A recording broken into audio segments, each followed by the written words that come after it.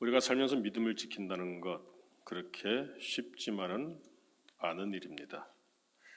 한 예로 요즘 우리가 추석 연휴를 보내고 있는데 믿지 않는 친지들 또 믿지 않는 친구들을 만나서 함께 어울려야 되는 그런 시간들이 있을 수밖에 없죠. 그런데 그러다 보면은 매사가 쉽지만은 않다. 야, 이 신앙인으로서 이런 자리에 함께하기가 쉽지만은 않다 하는 것을 느낄 때가 있을 것입니다. 우리가 살다 보면은 믿음으로 살아야 될 때가 있습니다. 그런데 그 믿음으로 살려고 한다면은 우리가 무엇을 해야 될까? 오늘 본문 말씀도 참으로 믿음으로 살기 어려운 가운데에서도 믿음을 지키며 그래서 하나님이 함께 하시는 결과를 만들어내는 다니엘의 삶을 보여줍니다. 다니엘이 어떤 사람입니까? 우리가 다니엘 시작하면서 1장 8절에서도 한번 본 적이 있습니다. 바벨론의 포로로 끌려갔습니다. 그런 다니엘에게 참 좋은 기회가 주어졌죠. 왕에게 발탁돼서 성공가도를 달릴 수 있는 그런 기회를 잡은 것입니다. 그래서 교육을 받습니다. 3년을 교육을 받습니다. 왕 앞에 세울 사람들이니까 얼마나 먹는 것, 마시는 것, 모든 것을 다해서 이 바벨론이 제공을 했겠습니까? 그런데 다니엘은 뜻을 정합니다. 왕의 음식과 그가 마시는 포도주로 자기를 더럽히지 아니하리라 하고 자기를 더럽히지 아니하도록 구합니다. 인간적으로는 이해할 수가 없죠. 그러나 이것이 바로 믿음입니다. 사람의 생각과 달리 하나님을 믿는 믿음으로 선택하고 결정해서 행동할 수 있는 것, 이것이 바로 하나님이 귀히 여기시는 사람의 모범입니다. 그래서 다니엘은 하나님의 은혜로 하나님의 능력으로 좋은 기회를 잡고 높은 직위에 그가 뽑히게 되었습니다. 왕이 그를 엄청나게 중용을 했죠. 그런데 한 번의 시험거리 혹은 한 번의 어려움 이런 것들을 이겨냈다고 해서 그 다음부터 만사형통은 아니죠. 시험은 한 번으로 끝나지 않습니다. 계속해서 시험은 있습니다. 그 시험을 계속해서 이겨내고 풀어내야 되겠죠. 이번에도 마찬가지입니다. 하나님이 주신 지혜를 가지고 있으니까 이 다니엘이 얼마나 똑똑했겠습니까? 그러니까 왕이 너무나 이 다니엘이 마음에 드는 겁니다. 그래서 전국을 나누었는데 그 전국 가운데 총리를 3명을 세웠습니다. 그 중에 1명을 다니엘로 택했습니다. 그런데 왕이 지켜보니까 다른 2 총리 없어도 될 것 같습니다. 이 다니엘이 너무나 지혜로워서 다니엘 혼자 전국을 다스리게 하면 더 좋겠다. 3절 말씀 보니까 그와 같은 기록이 있죠. 그래서 다니엘을 세워서 전국을 다스리게 하고자 합니다. 그랬더니만 당연히 사람들이 시기하고 질투하죠. 특별히 2 총리가 또 있었지 않습니까? 또 고관들도 있지 않습니까? 식민지에서 포로로 잡혀온 그런 인물이 이와 같이 왕의 총애를 받으며 아주 높은 자리에 중용되니까 사람들이 어떻게 보겠습니까? 그래서 이 다니엘을 끌어내리기 위해서 고발할 근거를 찾습니다. 그런데 4절을 보니까 아무 근거, 아무 허물도 찾지 못하였다고 돼 있어요. 하나님을 섬기고 하나님을 믿는 믿음으로 사는 사람들의 삶이 이러해야 될 것 같습니다. 사람들이 허물을 찾고자 합니다. 그러나 근거도 없고 그런 허물거리도 없습니다. 그래서 결국은 이들이 다니엘을 그의 신앙으로 걸어보려고 합니다. 그래서 모략을 짜내죠. 어떤 모략입니까? 30일 동안 왕 이외에는 숭배할 수 없게 하는 그런 칙령을 내려주옵소서. 그런 금령을 내려주옵소서.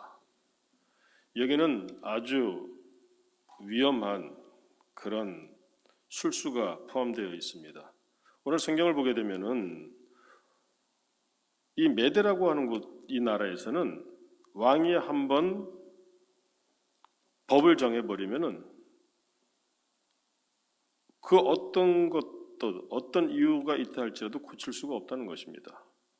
대표적으로 8절 말씀 보세요. 왕이여 원하건대 금령을 세우시고 그 조세의 왕의 도장을 찍어 메대와 바사에 고치지 아니하는 규례를 따라 그것을 다시 고치지 못하게 하옵소서.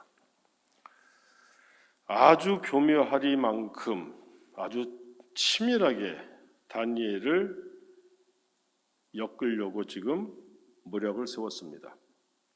왕은 어쩔 수가 없습니다. 아무 생각 없었죠. 자기를 위해서 자기에게 충성한다고. 그래서 그 도장을 찍었는데 문제는 뭡니까?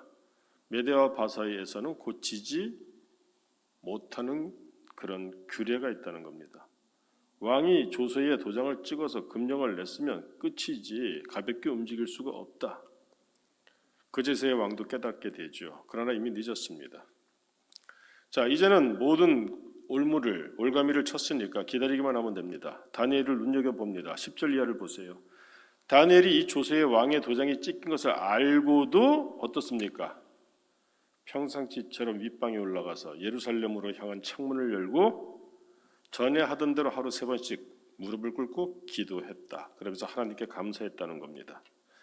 결국은 함정에 걸려들었습니다. 지켜보고 있었습니다. 그래서 왕에게 이 무리들이 나가서 고자질을 하죠. 금령을 세웠는데 30일 동안 아무것도 섬기면 안 되는데 지금 다니엘이 그 금령을 어겼습니다. 그러니 그를 사자굴에 던져 넣어야 할 것입니다. 왕은 다니엘을 무척 아꼈던 것 같아요. 14절 이하를 보면 왕이 이 말을 듣고 근심했다. 심히 근심했다. 그래서 어떻게 건져낼까? 어떻게 다니엘을 살려볼까? 구명해볼까? 애를 썼지만 해가 질 때까지 묘안을 생각해내지 못했습니다. 사람들은 정말 벌떼처럼 달려들어서 왕을 겁박하기 시작합니다. 15절 보십시오. 다시 왕에게로 몰려들어서 왕께서 세우신 금령과 법도는 고치지 못할 것이니이다. 그래서 어쩔 수 없이 16절을 보니까 왕이 명령해서 다니엘을 끌어다가 사자굴에 던져 넣는지라. 자, 이 결과 어떻게 될까요? 여기서 하나님이 우리에게 주시고자 하시는 교훈, 가르침이 있는 것입니다. 다니엘이 공공한 가운데 처해 있습니다. 살다 보면은 시기하고 질투하고 또 뜻없이 미워하는 그런 악한 자들이 또 생길 수가 있습니다. 그런데 그때 믿었던 또 힘이 있다고 생각했던 그런 왕조차도 어찌할 수 없는 그런 위기 가운데 놓일 때가 있습니다. 혼자 외롭게 떨어질 수밖에 없고 거기서 사나운 사자들이 굶주린 사자들이 물어뜯어 죽일 그럴 위험 가운데 처해지는 그럴 때가 있을 수도 있습니다. 그런데 믿음으로 사는 사람, 신앙으로 살고자 하는 사람은 그때 혼자가 아니라는 말씀입니다. 왕이 밤새 끙끙 앓았습니다. 너무 귀하지 않습니까? 다니엘, 이런 인물 어디서 구할까? 어쩔 수 없어서 지금 끙끙거리고 왕이라도 할 수 없는 지경에 있어서 밤을 새웠습니다. 18절 말씀 보세요. 왕이 궁에 돌아가서는 밤이 새도록 금식하고 그 앞에 오락을 그치고 잠자기를 마다하니라. 그리고 이튿날에 왕이 새벽에 일어나서 급히 사자굴로 가서 다니엘이 든 굴에 가까이 이르러서 슬피 소리질러 다니엘에게 묻습니다. 이거 일종의 넋두리죠. 왕은 다니엘이 살아있을 거라고 기대하지 않았을 것입니다. 이와 같이 넋두리하듯 말합니다. 살아계시는 하나님의 종 다니엘아, 네가 항상 섬기는 네 하나님이 사자들에게서 능히 너를 구원하셨느냐? 힘없이 슬피 이와 같이 이야기를 합니다. 그때 놀라운 일이 벌어지죠. 21절 보세요. 다니엘이 왕에게 아뢰되 왕이여 원하건대 왕은 만수무강하옵소서. 다니엘의 소리가 들립니다. 어찌 이런 소리가 들릴까요? 22절 보세요. 나의 하나님이 이런 하나님이 우리의 하나님이심을 믿을 수 있기 바랍니다. 이미 그의 천사를 보내어 사자들이 입을 봉하셨으므로 사자들이 너를 상해하지 못하였사오니 이는 나의 무죄함이 그 앞에 명백함이오며 하나님 보시기에도 내가 죄가 없고 또 내가 왕에게도 해를 끼치지 아니하였습니다. 왕이 심히 기뻐서 어떡합니까? 다니엘을 굴에서 올리라. 올렸더니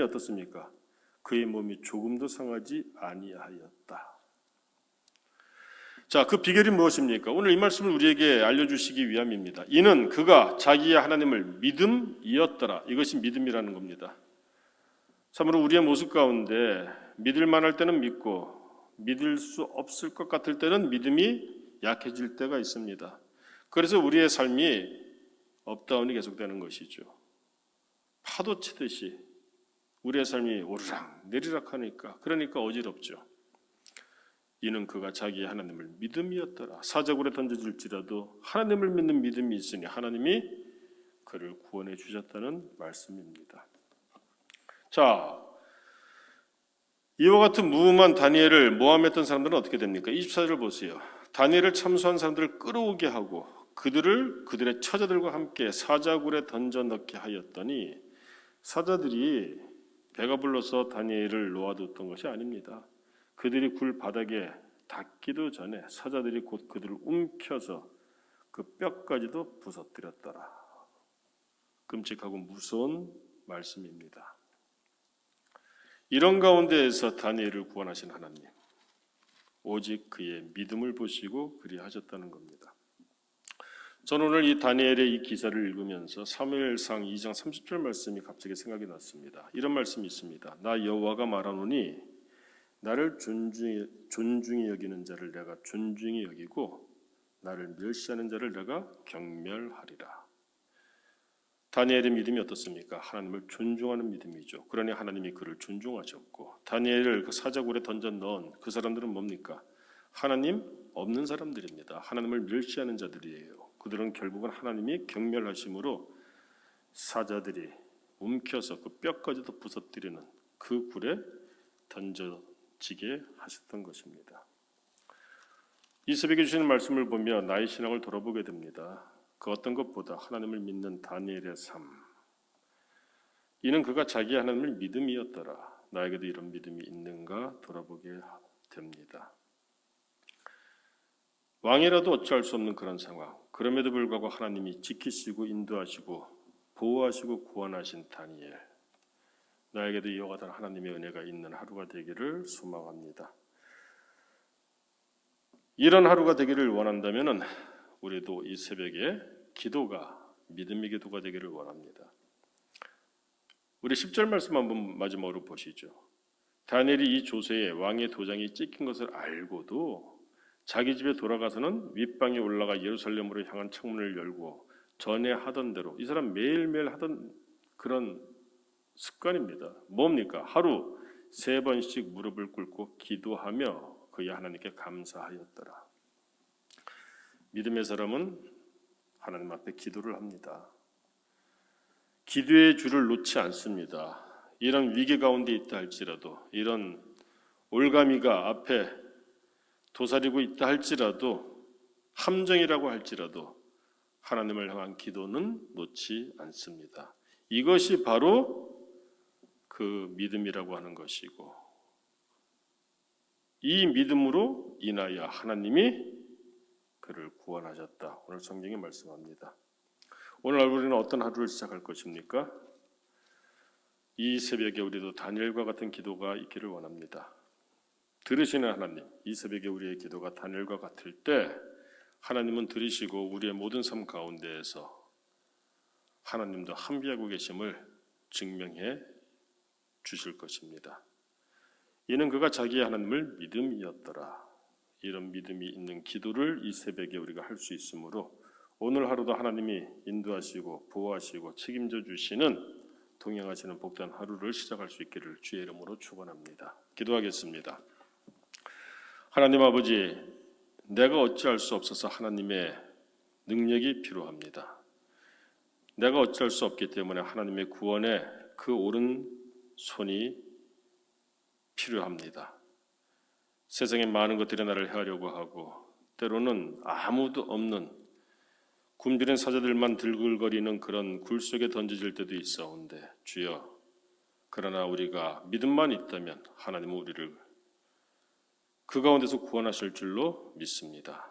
내가 혼자가 아니요 어떤 가운데 있다 할지라도, 어떤 가운데 던져진다 할지라도 내가 믿음이 있고 기도하는 자라면 하나님이 나와 동행하시고 함께 하신다고 하셨사오니 우리도 이와 같은 믿음을 가지고 다니엘과 같이 모든 역경을 다 이겨내는, 원수를 이겨내는 귀한 복 있는 삶을 살게 하여 주옵소서.